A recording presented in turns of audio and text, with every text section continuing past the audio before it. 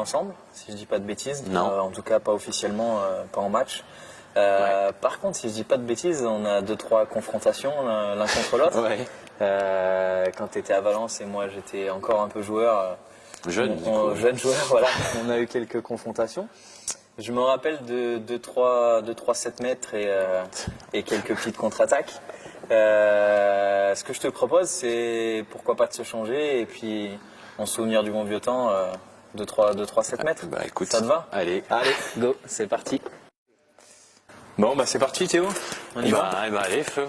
Allez, Petit échauffement quand même. on va s'échauffer un peu parce que mine de rien, ça fait, je sais pas moi, quelques mois qu'on n'a pas touché un ballon. Putain, ouais, c'est vrai que revenir ici en tenue avec le ballon, ça fait bizarre et ça fait plaisir aussi. Ouais, tu m'étonnes. Bon, je te connais un peu, je sais que tu es un gros bosseur. Ouais. Si, tu fais partie des bosseurs quand même. Tu as un poste qui est un petit peu atypique puisque gardien, mine de rien. Déjà, dis-moi si je me trompe, mais on est un peu sur un sport un peu à part dans le handball. Ouais. On est isolé. On dirait que c'est un sa sport zone. dans le sport, quoi. On est au mieux par doublette. Et on est souvent livré à nous-mêmes. Puisque les entraîneurs, souvent, ils n'ont pas forcément le temps. Ils n'ont pas forcément, parfois, les connaissances aussi à certains niveaux. Donc on se fait un peu tout seul. Dis-moi si je me trompe. Tu te trompes pas, t'es dedans. Là, je me suis trompé. Fais un effort aussi, Théo.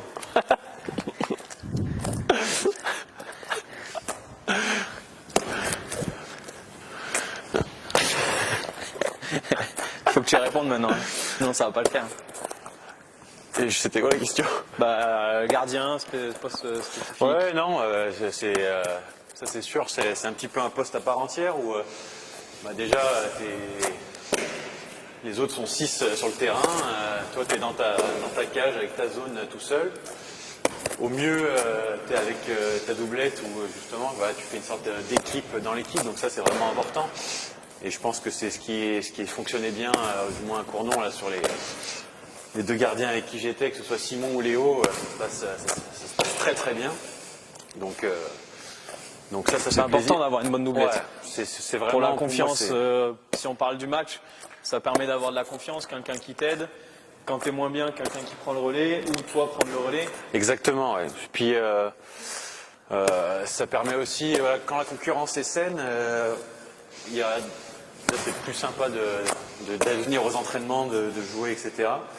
Et aussi, il y a une pensée qui est beaucoup plus collective plutôt qu'individuelle. Et donc, même si je suis mauvais, je sors et j'ai envie de sortir pour que mon partenaire fasse mieux et fasse gagner l'équipe. D'accord. Chose qui a peut-être pas tout le temps sur une concurrence un petit peu malsaine. Pas toujours simple, ok.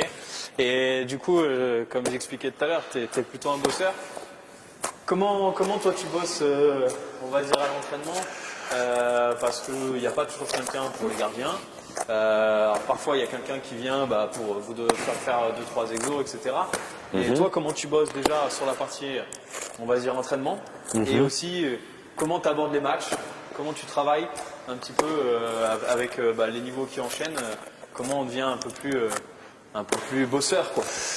Moi c'est ma façon de fonctionner, mais j'aime beaucoup faire des gammes, beaucoup de gammes, des répétitions. J'apporte beaucoup d'importance La répétition technique. à la technique, voilà. Pour moi c'est important et surtout vu mon poste, je peux pas me permettre d'être, mon poste, ouais, ma taille surtout, je peux pas me permettre d'être un petit peu, comment dire, aléatoire dans mes parades. Chaque point technique vont me faire gagner des petits centièmes de seconde qui vont me permettre de faire la parade, et prendre un peu plus de place par rapport à mon gabarit. Donc j'aime beaucoup travailler là-dessus. Beaucoup d'explosivité et de souplesse, donc travail de pliométrie, travail de souplesse. Mais après, je pense que tous les gardiens aujourd'hui, enfin du moins qui se respectent, s'étirent tous les jours. Enfin, pas tous les jours, mais au moins tous les entraînements. Voilà, après, ça c'est sur la partie technique et puis entraînement, mais sinon, moi j'aime beaucoup un gardien un petit peu cérébral où j'aime beaucoup travailler avec la vidéo. Ouais. Alors que ce soit vidéo, à me regarder, où je te demandais des fois de filmer comment j'étais dans la cage, déjà avoir une vision de soi dans la cage, c'est important et on se trompe souvent sur la position dans laquelle on est par rapport à ce qu'on pense être.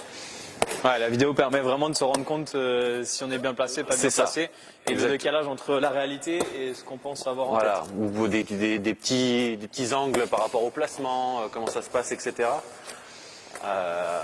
Après, puis sinon il y a la vidéo de match. Enfin, après, plus on rentre dans le haut niveau, plus c'est important. Et moi j'aime bien connaître, apprendre un petit peu les impacts préférentiels, savoir comment fonctionne le tireur. Et se mettre un petit peu dans la tête du tireur. Voilà, je pense qu'aujourd'hui le haut niveau l'exige et à partir de la Nationale 2, je pense que c'est même en Nationale 3 aujourd'hui. Donc en gros, c'est découpage des tireurs. Et toi, tu regardes, bah voilà, tel joueur, il est à l'aile, il cherche beaucoup deuxième, il s'oriente comme ça, C'est ça. etc. Et ça te permet de toi pré-emmagasiner un petit peu ce qui va se passer pour le match.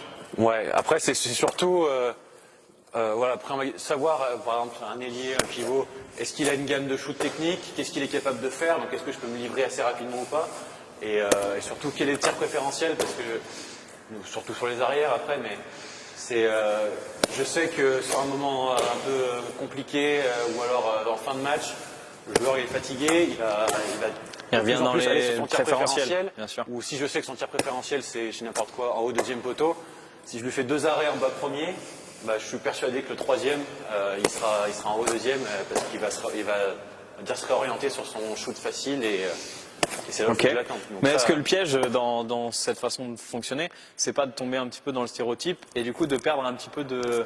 On dit souvent que les gardiens, il y a une grosse part d'instinct, Ouais. d'instinct quoi, vraiment. Après, c'est pas.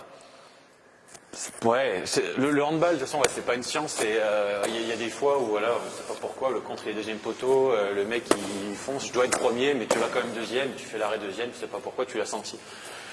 Disons que ça peut, voilà, faut pas rentrer dans le stéréotype de la vidéo où on parle, on dit, oui, mais sur la vidéo c'était comme ça, lui, il revient interne, il tire premier. C'est une base. C'est une base, voilà. Après, t'en fais ce que t'en veux, mais sur les moments critiques ou sur les moments compliqués, c'est bien d'avoir ça dans un coin de la tête. D'accord. Se dire, attends, ouais, Ok. ou alors, putain, ça fait 2 fois qu'il tire deuxième, putain, je sais que son tir préférentiel c'était deuxième. Réfléchis un petit peu. Ok. Bon.